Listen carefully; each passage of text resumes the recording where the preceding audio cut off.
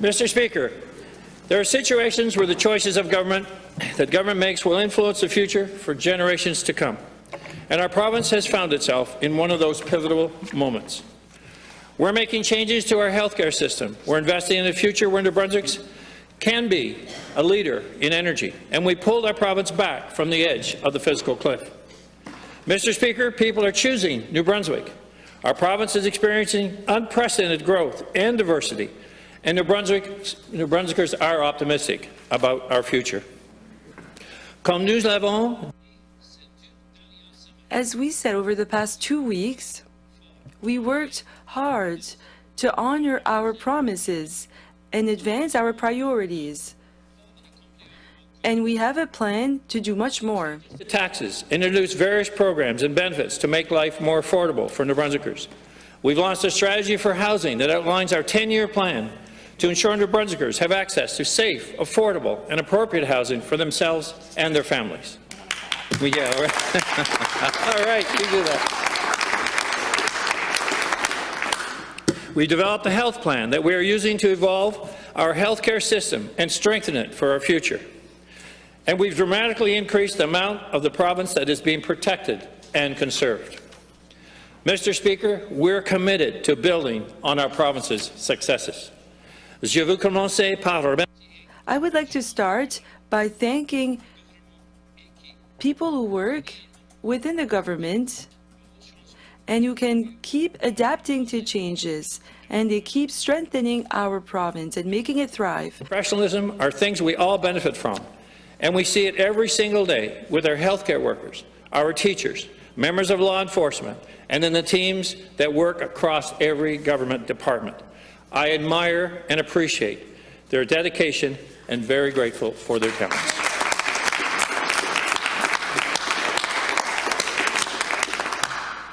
I also want to thank my colleagues here in the House today, as well as the members from across the aisle.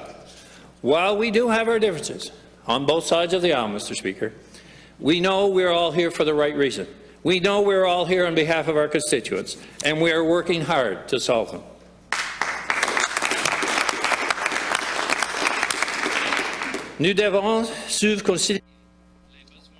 We need to conciliate the urgent needs, and we need to make sure that our measures are sustainable in the long term. And those decisions are not always easy to make, Mr. Speaker. New Brunswickers, both current and future, are top of mind.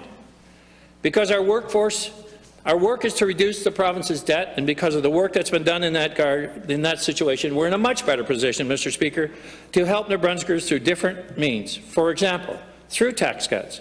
Mr. Speaker, I hear from and speak with New Brunswickers on a daily basis.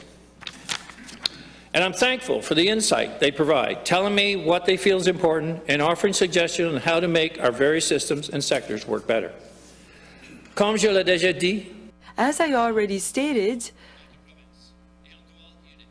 they make our province a unique place to live.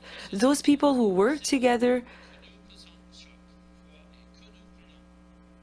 it's thanks to them that we are able to make a decision on measures. Strong stance on financial management, delivering additional value for taxpayers, and delivering on our promises.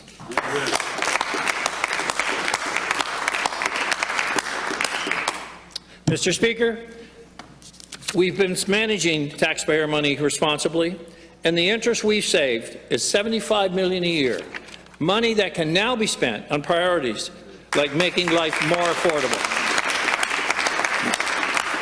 like improving our healthcare system with record investments in healthcare, Mr. Speaker. I want to remind New Brunswickers about the serious financial situation we were in under former governments and through overspending and financial mismanagement.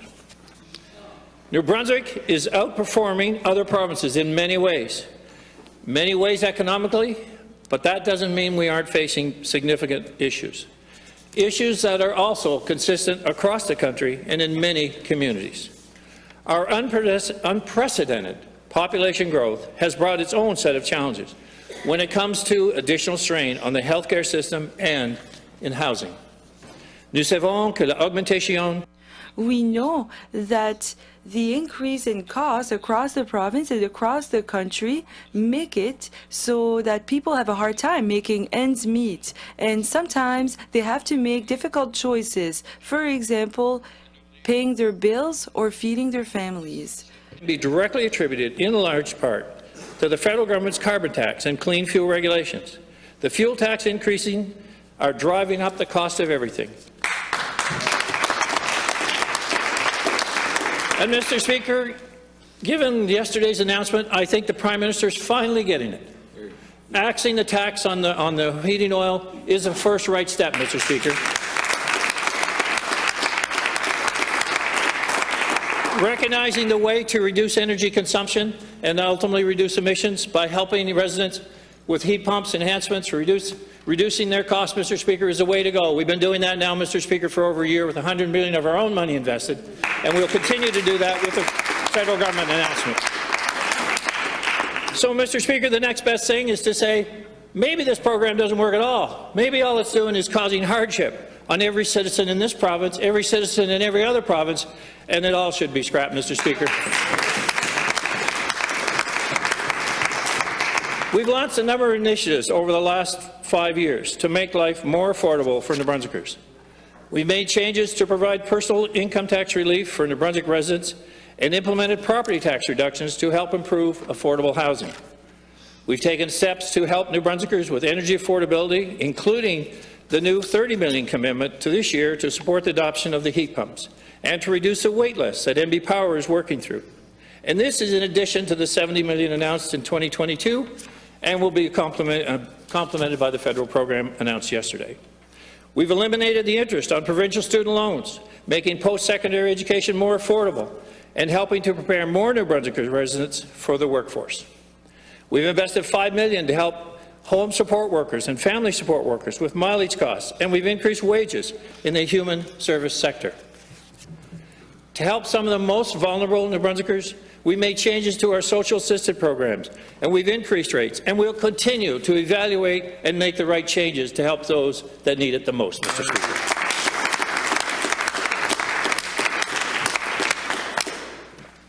Mr. Speaker, we've made the largest increases to minimum wage in 40 years. Up to $14.75 an hour, and we took the politics out of it, Mr. Speaker, tying it with the increase in the cost of living, with the next increase scheduled for April 2024. We've expanded the Canada New Brunswick housing benefit to help more low-income New Brunswickers keep money in their pockets. Through this program, eligible New Brunswickers can receive a short-term benefit averaging between $300 to $475 a month, helping them with rental costs. We want to keep delivering meaningful changes for New Brunswickers, while we continue to put our province front and centre on the national and international stage as a place to do business, raise a family, enjoy a quality of life that they cannot get anywhere else but right here in New Brunswick.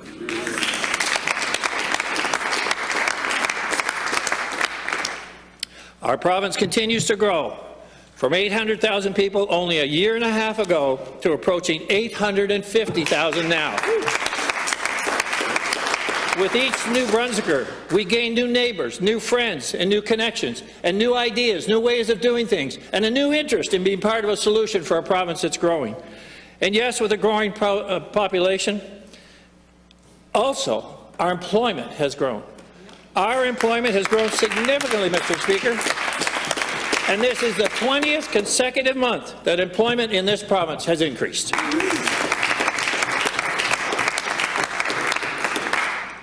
And Mr. Speaker, we talk about wage increases. Average hourly wages in the province are also on the rise, up 23.6% since the first quarter of 2020. Nous continuerons de chasser. We will keep finding innovative ways of improving our services and working conditions for New Brunswickers. Supports for newcomers to our province to help them become ready to enter and succeed in our labour force, including immigration navigator services, job readiness training, and cross-cultural training for employers. We want to remove the barriers to education, which is why we've invested $7.6 million to update the maximum amounts eligible for New Brunswick student loans and the New Brunswick bursary program to better align it with the increased cost of living. Earlier this year, Mr. Speaker, over a 10-year housing strategy, Housing for All, we have looked at what works and what doesn't, and we've listened to people, including those with disabilities, low-income earners, and newcomers to our province.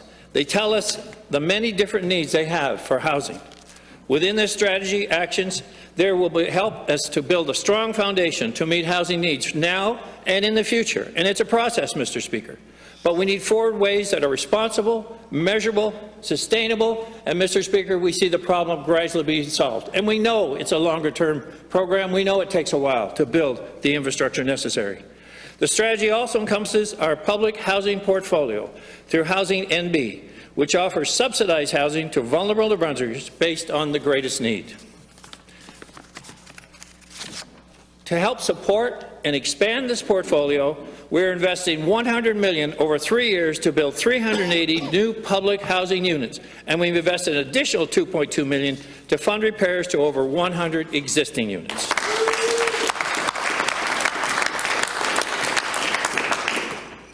Beginning in January, as scheduled, we will be launching a rent bank, which will provide eligible renters with fast access to small, short-term, interest-free loans. This will help those who are at risk of eviction or in need of first and last month's rent to secure a unit.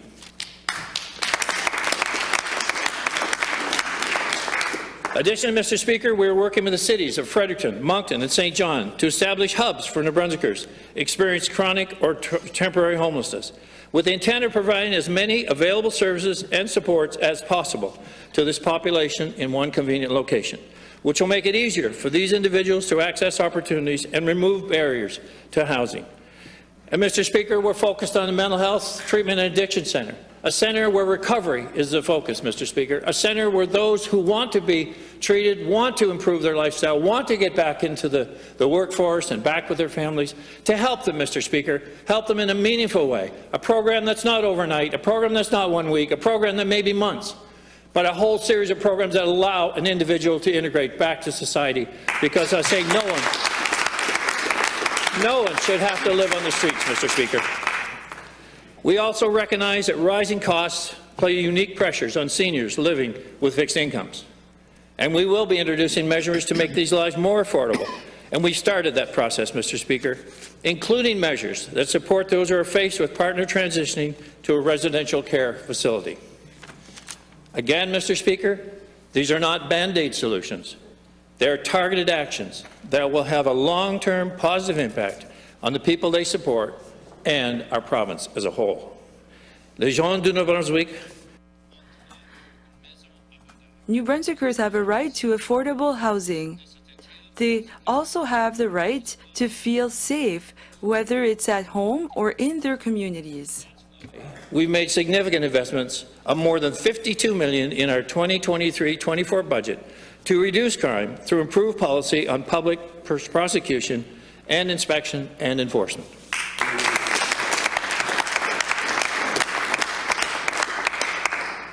Justice and public safety peace officers work more and more every day with our law enforcement partners, including in integrating units focused on drug investigations. So far, the Safer Communities and Neighbourhoods Unit has seen 110 drug houses that were disrupting their communities successfully shut down, Mr. Speaker. This month, officers are completing their latest round of advanced law enforcement training, and their carbines are being issued. 118 have completed training and will have completed training by the end of next week. Thanks to these peace officers, justice and public safety have been able to support law enforcement through 245 drug dealer disruptions and the seizure of 457 weapons and more than $1 million in cash. We've invested $20.5 million to ensure RCMP frontline police officers in the province, with 51 new positions in rural New Brunswick.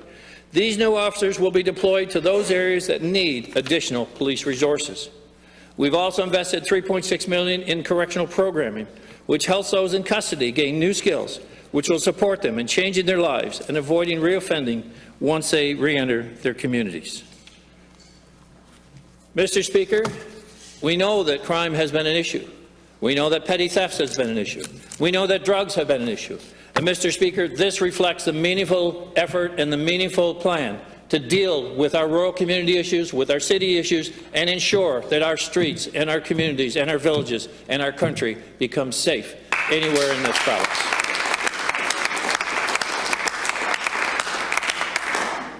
Mr. Speaker, one of the best investments we can make is in the education of our youngest residents. We're adding more resources to support classroom learning and create an environment that is safe and constructive for students and teachers. We will be receiving recommendations for the Education Executive Steering Committee that was established to help us improve the Anglophone education system.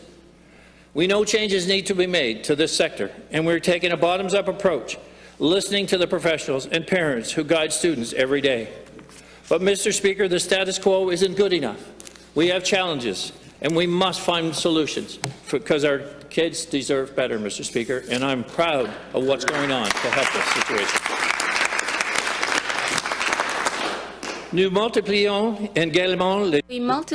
the opportunities for children and students to determine the path they want to follow after finalizing their studies. Currently has 4 centres of excellence in place to offer high school students hands-on learning and opportunities to explore career paths in high-demand sectors, with 2 more centres being launched this fall.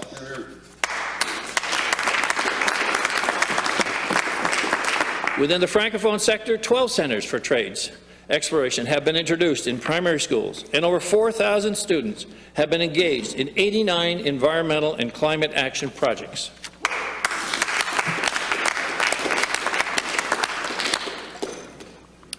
We've also encouraging students to consider the skilled trades as career options by reintroducing the Teen Apprenticeship Program for skills trades careers, building and a mobile welding classroom that travels to schools across the province, and by launching a new program in partnership with the New Brunswick Road Builders Association that offers hands-on learning, Mr. Speaker, hands-on learning and operating heavy equipment. Mr. Speaker, this is another example of how we're doing things differently, and it applies to many of our sectors, including healthcare. Mr. Speaker, we're focused on a patient-first strategy, a strategy where patients are given options to find the best healthcare delivery anywhere in our province, to utilize our entire network, Mr. Speaker, so we work together as we did during COVID, Mr. Speaker, and offering our patients, our citizens, the very best. I am convinced that by working together, we will have the best healthcare system in this country. We know, Mr. Speaker, that one of the most significant challenges facing our healthcare system is access to primary care. And we are working hard to ensure New Brunswickers who do not currently have a permanent primary care provider can still access the care they need. We also know that the collaborative care practice is a model preferred by most new physicians coming into the system. And that is our focus, Mr. Speaker, as the Minister of Health had outlined here a few days ago. We've been able to implement several initiatives that are having an impact in helping people get the care they need, even when they don't have a primary care provider of their own, or if they're not able to see them within a reasonable time frame. But that doesn't mean we don't continually strive to do better. We've implemented NB HealthLink, which provides patients with access to a primary care provider while they wait to be matched with a permanent family doctor or nurse practitioner. So far, more than 40,000 people have registered with HealthLink from the Patient Connect NB waitlist, and as of mid-October, they've had more than 18,000 appointments. This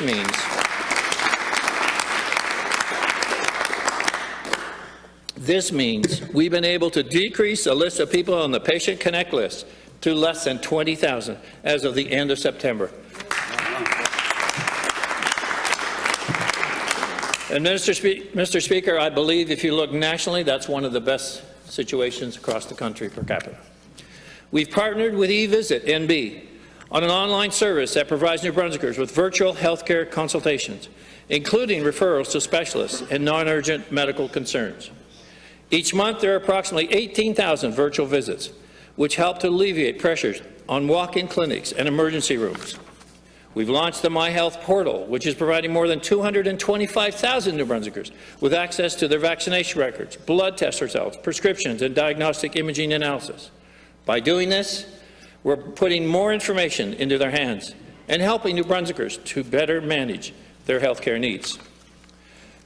To support those in need of mental health services, one-at-a-time therapy has been implemented in 14 Canadian associations of mental health centres and 3 satellite offices throughout the province, which has resulted in a 62% decrease in the number of people on a wait list while providing same-day access to services.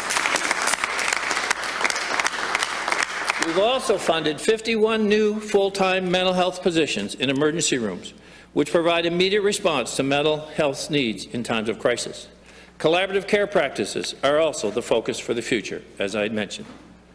That's what our government and both regional health authorities are working on, supporting the establishment of collaborative practices where multiple practitioners work under the same roof, or collaboratively from several sites to care for a pool of patients. An example of collaboration that is allowing New Brunswickers to receive that care they need is the expansion of services that pharmacists can deliver. Pharmacists in New Brunswick can now access and prescribe for 12 common ailments, including pink eye, shingles, urinary tract infections, which helps reduce the need for people to visit walk-in clinics, emergency rooms, and other primary care.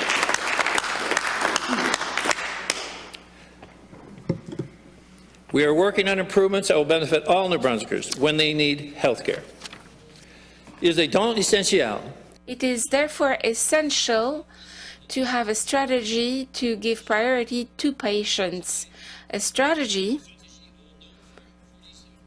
for our health providers to offer the possibility for the patients to access health care everywhere in the province and to be treated timely. An ongoing challenge, but this government is coming to the table with solutions. With an entire country competing for health care resources that are in short demand, we all need to be willing to approach how we receive our health care services differently and consider how these services can be maintained in order to provide a strong health care and disease prevention system. An example of this is a 3-year Bachelor of Nursing program. We are providing financial support to the University of New Brunswick St. John campus. This program will add 21 more nursing seats to the university, while offering the regular 4-year program in a condensed timeline, resulting in more nurses available to join the workforce much more quickly.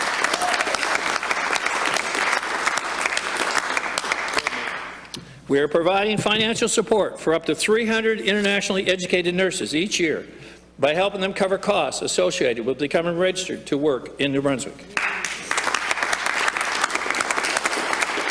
The gap between new hires and exits continues to close. Gains are being seen across professions, with a net increase of 100 doctors since 2018. This year alone, extensive recruitment efforts have resulted in 38 doctors being recruited. We've also been able to recruit 459 registered nurses, 214 licensed practical nurses, and 660 personal care attendants.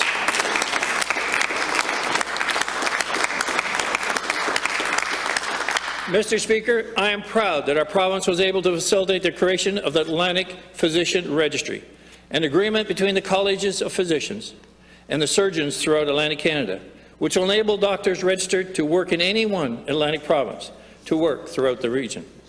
An innovative approach to help us meet our health care needs and working with our neighbours here in Atlantic Canada. This is absolutely a shift in how we do things. And it's exactly the kind of change we need to embrace. Nonetheless, this change cannot be done in silos. In the last 5 years, we created a collaboration, unprecedented collaboration with our partners from the Atlantic Canada, and we will continue to work together to respond to our needs. We've accomplished. In so many ways, New Brunswick is stronger than ever. We must keep building on the successes and continue to take the necessary action to address our most pressing challenges. And we know, Mr. Speaker, our work is far from over. and we must maintain our momentum to continue making the kinds of changes that will positively impact New Brunswick's future.